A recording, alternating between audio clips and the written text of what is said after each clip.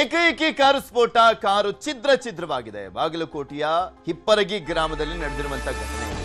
ಸ್ಥಳಕ್ಕೆ ಬಾಂಬ್ ನಿಷ್ಕ್ರಿಯ ದಳ ಭೇಟಿ ಕೊಟ್ಟು ಪರಿಶೀಲನೆಯನ್ನ ಮಾಡಿದ್ದಾರೆ.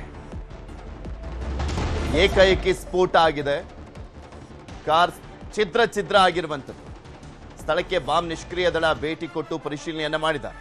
ಬೆಂಕಿ ಕಾಣಿಸ್ಕೊಂಡಿದ್ರೆ ಹಂತವಾಗಿ ಕಾಣಿಸ್ಕೊಂಡಿರೋದು, ಆದ್ರೆ ಇಲ್ಲಿ ಸ್ಫೋಟ ಆಗಿದೆ. ಜಯಶ್ರೀ ಹನುಮಂತ ಅವರಿಗೆ ಸೇರಿದಂತ ಕಾರು. ಸ್ಫೋಟಕ್ಕೆ ಕಾರಣ ಏನು ಅನ್ನುವಂಥದ್ದು ಇನ್ನೂ ತಿಳಿದು ಬಂದಿಲ್ಲ. ಸ್ಥಳಕ್ಕೆ ಹಿರಿಯ ಪೊಲೀಸ್ ಅಧಿಕಾರಿಗಳು ಭೇಟಿ ನೀಡಿ ಪರಿಶೀಲನೆಯನ್ನ ಮಾಡ್ತಾ ಇದ್ದಾರೆ. ಏನ್ ಕಾರಣ ಅನ್ನೋದು ಇನ್ನೂ ತಿಳಿದು ಬಂದಿಲ್ಲ. ಸ್ಥಳಕ್ಕೆ ಹಿರಿಯ ಪೊಲೀಸ್ ಅಧಿಕಾರಿಗಳೆಲ್ಲ ಹೋಗಿದ್ರು, ಮಾಹಿತಿಯನ್ನ ಪಡ್ಕೊಂಡಿದ್ದಾರೆ. ಸ್ಫೋಟದ ತೀವ್ರತೆಗೆ ಸುತ್ತಮುತ್ತಲಿನ ಕರೆಂಟ್ ಕಟ್ ಆಗಿದೆ. 200 ಅಡಿ ಹಾರಿ ಬಿದ್ದಿರುವಂಥದ್ದು ಕಾರ್ನ ಅವಶೇಷಗಳು ಬಡಿದು ಓರ್ವನಿಗೆ ಗಾಯ ಆಗಿದೆ. ಆಸ್ಪತ್ರೆಯಲ್ಲಿ ಚಿಕಿತ್ಸೆಯನ್ನ ಕೊಡಲಾಗ್ತಾ ಇದೆ. ಸ್ಫೋಟದ ತೀವ್ರತೆಗೆ ಸುತ್ತಮುತ್ತ ಪ್ರದೇಶದಲ್ಲಿ ಕರೆಂಟ್ ಕಟ್ ಆಗಿದೆ. ಸ್ಫೋಟದ ವೇಳೆ ಸಿಸಿಟಿವಿ ಸ್ಕ್ರೀನ್ ಕೂಡ ಕ್ರಾಶ್ ಆಗಿದೆ. ಯಾರೋ ಬಾಂಬ್ ಇರಿಸಿರಬಹುದು ಅಂತ ಶಂಕೆಯನ್ನ ವ್ಯಕ್ತಪಡಿಸಿರುವಂಥದ್ದು ಮಾಲೀಕ. ಬಾಂಬ್ ಅನ್ನ ಯಾರೋ ಇಟ್ಟಿದ್ರು ಅನ್ನುವಂಥದ್ರ ಬಗ್ಗೆ ಶಂಕೆ ವ್ಯಕ್ತಪಡಿಸಲಾಗಿದೆ. ಯಾಕೆಂದ್ರೆ ಇದು ಕಾರ್ನ ಡಿಫಾಲ್ಟ್, ಅದರಲ್ಲೇನೋ ಆ ಪ್ರಾಬ್ಲಮ್ ಆಗಿ ಬೆಂಕಿ ಕಾಣಿಸ್ಕೊಂಡು ಸ್ಫೋಟ ಆಗಿರುವಂಥದ್ದಲ್ಲ, ಏಕಾಏಕಿ ಸ್ಫೋಟ ಆಗಿರೋದು. ಒಂದು ಶಾಪ್ ಇತ್ತು, ಒಂದು ಶಾಪ್ನ ಡೈಲಿ ಹೋಗೋದು ಬರೋದು ಮಾಡ್ತೀನಿ. ಮತ್ತು ನಾನು ನಿನ್ನೆ 4:30 ಗಂಟೆಗೆ ರಬ್ಬಕವಿಂದ ಇಬ್ಬರಿಗೆ ಬಂದ ಗಾಡಿ ಹಚ್ಚಿದ್ನಿ. ರಾತ್ರಿ 10:40 ನಾ ಮನೆಗೆ ಹೋಗ್ಬೇಕಂತೆ ಕ್ಯಾಶ್ ಜೋಡಿಸ್ಕೊಂಡು ಹೋಗ್ಬೇಕು ಅನ್ಬಿಡ್ದ ಧಮ್ ಮತ್ತು ಸ್ಫೋಟ ಆಯ್ತು. ಮತ್ತು ಅದ್ರ ಸ್ಪೇಸ್ಗಳು ಅಂದರು 200 ಫೂಟ್ 300 ಫೂಟ್ ತನಕ ದೂರ ಹೋಗಿ ಬಿದ್ದವು. ಗಾಡಿ ಎಲ್ಲ ಇಂಜಿನ್ ಅದೆಲ್ಲ ಪಾರ್ಟ್ಸ್ ಎಲ್ಲ ಒಡೆದು ಹೋಗ್ಯಾವು. ಸಿಲಿ ಯಾವ ಕಾರಣಕ್ಕೋಸ್ಕರ ಸ್ಫೋಟ ಆಗಿದೆ ಅನ್ನುವಂಥದ್ರ ಬಗ್ಗೆ ಇನ್ನಷ್ಟೇ ಮಾಹಿತಿ ತಿಳಿದು ಬರಬೇಕಾಗಿರುವಂಥದ್ದು. ಪೊಲೀಸರು ತನಿಖೆಯನ್ನು ಮಾಡ್ತಾ ಇದ್ದಾರೆ. ಬಾಂಬ್ ಇರಿಸಿರ್ಬೋದು ಅಂತ ಮಾಲೀಕ ಹೇಳ್ತಾ ಇದ್ದಾನೆ. ಸೊ ಹೀಗಾಗಿ ಬಾಂಬ್ ಇರಿಸಲಾಗಿತ್ತಾ, ಆ ರೀತಿಯಾದಂಥ ಅಂಶಗಳು ಸಿಗಬೇಕಾಗತ್ತೆ. ಈಗ ಬಾಂಬ್ ಏನಾದರೂ ಇಡ್ಲಾಗಿತ್ತು ಅನ್ನುವಂಥ ವಿಚಾರಕ್ಕೆ ಸಂಬಂಧಪಟ್ಟಂತೆ, ಬಿಕಾಸ್ ಆ ತೀವ್ರತೆಯನ್ನು ಗಮನಿಸುತ್ತಾ ಇದ್ರೆ ಏನೋ ಸ್ಫೋಟಕಗಳನ್ನು ಇರಿಸಲಾಗಿದೆ ಉದ್ದೇಶಪೂರ್ವಕವಾಗಿ ಅಂತಲೂ ಕೂಡ ಅನುಮಾನಗಳು ವ್ಯಕ್ತವಾಗ್ತಾ ಇದೆ. ಆ ಕಾರ್ ನಿಂತಂಥ ಸಂದರ್ಭದಲ್ಲಿ ಯಾರಾದರೂ ಇಟ್ಟಿರುವಂಥದ್ದ, ಅಥವಾ ಬಿಫೋರ್ ಆ ಕಾರ್ ಅಲ್ಲಿ ಬಂದು ಸ್ಟಾಪ್ ಆಗ್ಲಿಕ್ಕೂ ಮುಂಚೆನೆ ಯಾರಾದರೂ ಅಲ್ಲಿ ಫಿಕ್ಸ್ ಮಾಡಿ ಕಳಿಸಿದ್ರ ಸ್ಫೋಟಕಗಳನ್ನ ಅನ್ನುವಂಥ ಕುತೂಹಲ ಇದೆ, ಆತಂಕ ಕೂಡ ಇದೆ. ಅದ್ರ ಬಗ್ಗೆ ತನಿಖೆಯನ್ನ ಮುಂದುವರಿಸಲಾಗಿದೆ.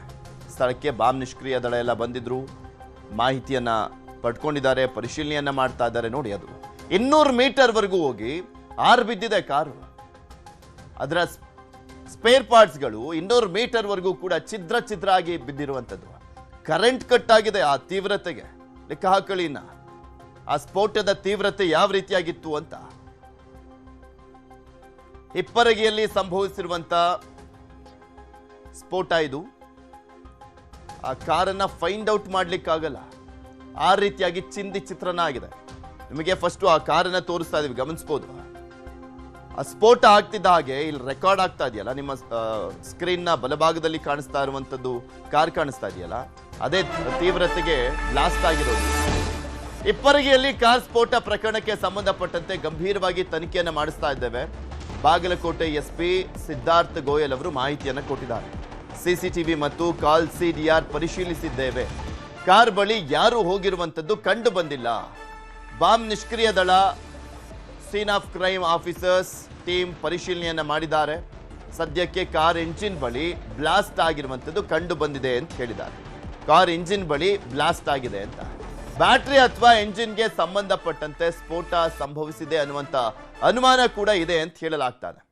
ಆದರೆ ನಾವು ಎಲ್ಲ ಆಯಾಮಗಳಲ್ಲೂ ಕೂಡ ಪರಿಶೀಲನೆಯನ್ನ ಮಾಡ್ತಾ ಇದ್ದೇವೆ ಅಂತ ಎಸ್ಪಿ ಸಿದ್ಧಾರ್ಥ ಗೋಯಲ್ ಅವರು ಮಾಹಿತಿಯನ್ನು ಕೊಟ್ಟಿದ್ದಾರೆ.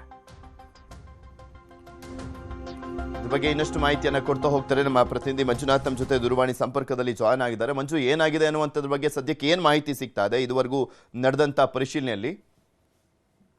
ಪೃಥ್ವಿರಾಜ್, ಇದು ಪ್ರಮುಖವಾಗಿ ನಿನ್ನೆ ಬಾಗಲಕೋಟೆ ಜಿಲ್ಲೆಯ ಜಮಖಂಡಿ ತಾಲೂಕಿನ ಹಿಪ್ಪರಗಿ ಗ್ರಾಮದಲ್ಲಿ ನಡೆದಿರುವಂತದ್ದು. ಏನು ಓರ್ವ ಬಾರ್ ಮಾಲೀಕ ಹನುಮಂತ್ ಅನ್ನುವಂತಹ ವ್ಯಕ್ತಿ ಸಾಯಂಕಾಲ 4:30ಕ್ಕೆ ತನ್ನ ಮನೆಯಿಂದ ಆ ಬಾರ್ಗೆ ಬಂದು ಬಾರ್ನ ಮುಂಭಾಗದಲ್ಲಿ ಕಾರನ್ನ ಪಾರ್ಕ್ ಮಾಡಿರ್ತಾರೆ. ಅದಾದ ಬಳಿಕ ಸುಮಾರು 10:15ಗೆ ಬಾರ್ನ ಬಂದ್ ಮಾಡಿ ಮನೆಗೆ ಹೋಗ್ಬೇಕು ಅನ್ನೋಷ್ಟರಲ್ಲೇನೆ ಈ ಒಂದು ಕಾರ್ ಸ್ಫೋಟ ಆಗಿರುವಂತದ್ದು ಮಾಹಿತಿ ಲಭ್ಯವಾಗಿದೆ.